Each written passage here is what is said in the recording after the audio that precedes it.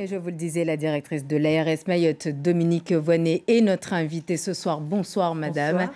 Alors, pas de cas encore avérés de Covid-19 à Mayotte, on l'a dit, mais au cas où cela arriverait, pourrait-on avoir à Mayotte ce genre de cellule très spéciale que nous venons de voir à l'instant, destinée à enquêter, je rappelle, sur celui ou ceux qui seraient infectés par le virus? Nous n'avons aucun élément qui nous permettrait de penser que le virus est présent sur le territoire, mais nous avons déjà l'expérience de cellules de ce type, puisqu'une cellule est en place depuis plusieurs semaines, plusieurs mois même, pour traquer les cas contacts autour des cas de contamination par la dengue. C'est donc une pratique que nous connaissons très bien. Pour ce qui concerne Mayotte, nous faisons tout ce que nous pouvons pour éviter l'introduction du virus à Mayotte. Vous avez souligné dans un reportage antérieur que le moment difficile, l'heure de vérité serait pour nous la fin des vacances scolaires et le retour de personnes qui ont passé leurs vacances en dehors du territoire. C'est très difficile d'isoler aujourd'hui les zones à risque. On sait que le virus circule en métropole et donc on aura à cœur de passer les bons messages de prévention à tous ceux qui vont revenir. Est-ce que justement, là, à l'aéroport, on ne pourrait pas avoir des zones de dépistage? Parce que pour l'instant, les voyageurs ne sont pas dépistés.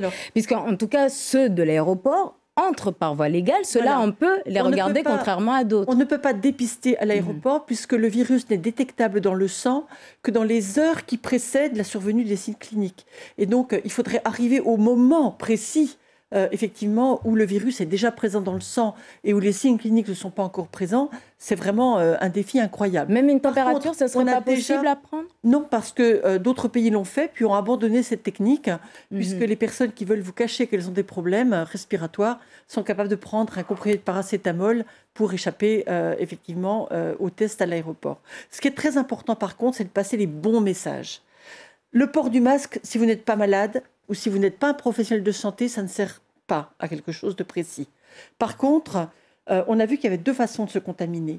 Un contact direct entre des gouttelettes de votre salive et une personne qui serait très proche de vous, ou bien, et c'est le plus banal, vous éternuez dans vos mains, puis vous allez toucher quelque chose autour de vous, la barre de votre lit, la poignée d'une porte ou quelque chose dans un magasin. Mais justement, et vous allez transmettre par le contact des mains la maladie. Vous dites qu'il faut se laver régulièrement les mains avec du savon ou une solution hydroalcoolique. Sauf qu'à Mayotte et notamment dans la commune de Mamoudzou, on a encore des endroits sans raccordement à l'eau avec des concentrations de population dans une extrême précarité. Et justement, dans ce cas-là, quel est le dispositif de l'ARS? Qu'est-ce qui est mis en place? Quelles mesures prises par l'ARS dans ces cas-là? Alors, deux choses. D'abord, la première, c'est que qui est concerné d'abord, au premier chef, c'est les personnes qui ont voyagé. Ces personnes ne sont pas forcément concentrées dans les quartiers les plus pauvres de Mayotte. On a vu en métropole que d'autres n'avaient pas voyagé et avaient été contactés avec des personnes qui voyagent. Donc, le message à passer, c'est d'abord, si vous avez voyagé ou si vous avez été en contact de personnes qui ont voyagé, vous devez prendre toutes les mesures de précaution. Deuxième chose, si vous vivez dans un quartier dans lequel il n'y a pas d'eau courante, vous avez quand même accès à de l'eau. Et se laver les mains avec de l'eau et du savon, même si l'eau n'est pas potable par la bouche, c'est efficace. Donc de l'eau, du savon ou du gel hydroalcoolique. Une difficulté, les écoles. On sait que dans beaucoup d'écoles, l'accès à l'eau et au savon n'est pas facile.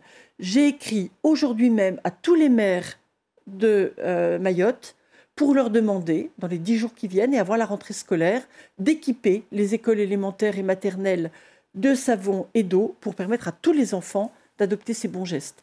Et puis peut-être une chose qui n'est peut-être pas facile à faire, parce qu'on a tous effectivement besoin de contact humain, éviter de faire des bises, éviter de se serrer la main quand on se salue. On fera ça en quelques semaines quand le virus sera reparti. Mais vous reconnaissez qu'il y a un risque quand même pour les personnes qui rentrent illégalement sur le territoire. Il y en a tous les jours. Alors, on a bien réfléchi à cette question. Par définition, les personnes qui rentrent illégalement sur le territoire, on ne les connaît pas, donc c'est difficile de leur passer les messages de prévention. Mais on considère que pour ce qui est de la dynamique du virus, la dynamique épidémique, on a exactement le même type de risque pour une personne qui débarque d'un Kwassa en provenance des Comores que pour une personne qui débarque d'un avion d'Air Austral en provenance de la métropole. On doit prendre les mêmes précautions pour toutes les personnes et donc diffuser largement par tous les canaux, la télé, la radio, les journaux, les réseaux sociaux, des messages de base. Alors vous confirmez ce soir qu'au plus haut niveau de l'État, la situation à Mayotte est suivie de très près? Elle est suivie de très près parce que l'insularité ajoute à la fragilité. Ça fait plusieurs semaines déjà qu'on a reçu des stocks de masques. On en a pour 6 mois, des masques chirurgicaux et puis des masques plus particuliers, plus techniques encore pour traiter les personnes qui seraient atteintes. On se prépare. Vous êtes en contact avec le président de la République? Alors, tout à l'heure, on a eu une réunion avec l'ensemble des directeurs généraux des ARS et une intervention du président est annoncée.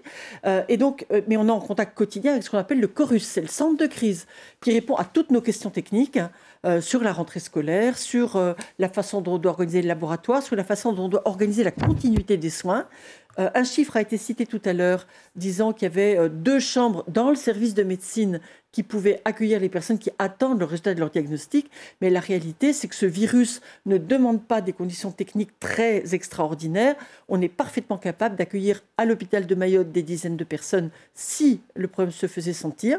Mais c'est vrai qu'on est plus fragile que d'autres territoires. On ne peut pas, comme à Paris, transférer d'un hôpital à l'autre des patients, par exemple. Alors, il y a un numéro mis en place par le gouvernement, le 0800 130 000, pour toute question sur le Covid-19. Est-ce qu'on peut l'appeler depuis Mayotte, quel que soit l'opérateur On peut l'appeler et ça ne coûte rien. On peut l'appeler depuis Mayotte. Ça répond à des questions générales sur le virus. Un numéro vert est en préparation à Mayotte, mais il ne sera activé que si des cas devaient arriver. Ce n'est pas le cas. On ne cachera rien parce qu'on est trop inquiet d'une possible extension de l'épidémie dès les premiers cas. Donc, dès le premier cas, vous serez au courant, s'il y en a, et on rappellera les mesures de prudence. On verra s'il y a besoin de procéder à des évictions dans certaines classes ou dans certains établissements industriels ou commerciaux. Mais ce qui est certain aujourd'hui, c'est que la vigilance et la surveillance doivent nous permettre de repousser le plus longtemps possible, et si possible, jusqu'à la fin de l'épidémie, l'arrivée du virus à Mayotte. Notamment dans les lieux de rassemblement, je pense par exemple à un match de foot, les mosquées, je ne sais pas. Alors, dans la lettre que j'ai envoyée aux maires, je précise, je leur demande de bien vouloir informer l'ensemble des personnes et des sites où se concentrent les populations. C'est vrai qu'il y a beaucoup de monde dans les mosquées, dans les magasins, dans les marchés, dans les maisons des jeunes, en plus des établissements scolaires. Et donc, on a besoin d'éviter les rassemblements inutiles. Si vous avez voyagé, si vous n'êtes pas sûr de votre santé, si ça fait moins de 14 jours, vous devez éviter d'aller à un voulé ou à un mariage, par exemple, parce que ce ne serait vraiment pas raisonnable vis-à-vis des personnes que vous risquez de contaminer. Merci beaucoup, Dominique Voynet, d'être venue sur ce plateau nous parler donc de toutes ces mesures de précaution. Merci beaucoup. On parle